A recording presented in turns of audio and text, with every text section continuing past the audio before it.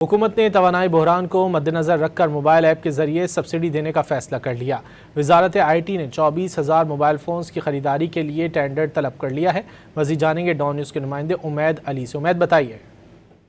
بالکل اس وقت جو مشرق وسطیٰ میں کشیدگی چل رہی ہے تو اس کا جو ہے امپیکٹ پاکستان میں پڑ رہا ہے، تو اسی کو مد نظر رکھتے ہوئے حکومت نے جو توانائی بحران اس وقت پیدا ہو رہا ہے اس کے لیے ایک موبائل ایپ کے ذریعے جو ہے سبسڈی دینے کا فیصلہ کیا ہے شہریوں کو۔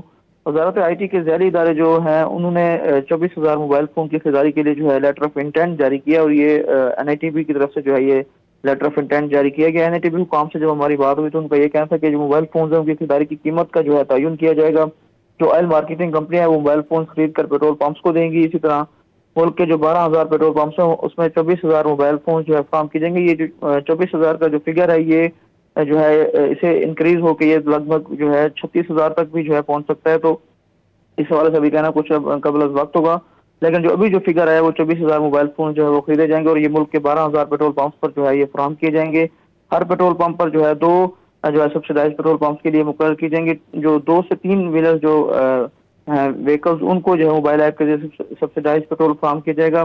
وزارت آئی ٹی نے جو ہے موبائل ایپ جو ہے تیار کر لیا، اور ہمارے کچھ ذرائع یہ بتا رہے ہیں کہ یہ ایپ جو ہے کوئی تھرڈ پارٹی جو فارم ہے ان سے تیار کی گئی، اور ایک ایپ جو ہے وہ پاکستان ڈیجیٹل اتھارٹی نے تیار کی ہے۔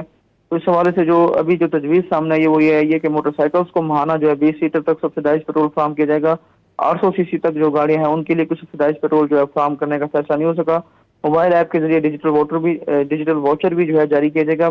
جو کوٹا ایلوکیٹ کیا گیا اس سے زیادہ پیٹرول لینے کی اجازت کسی کو بھی نہیں ہوگی۔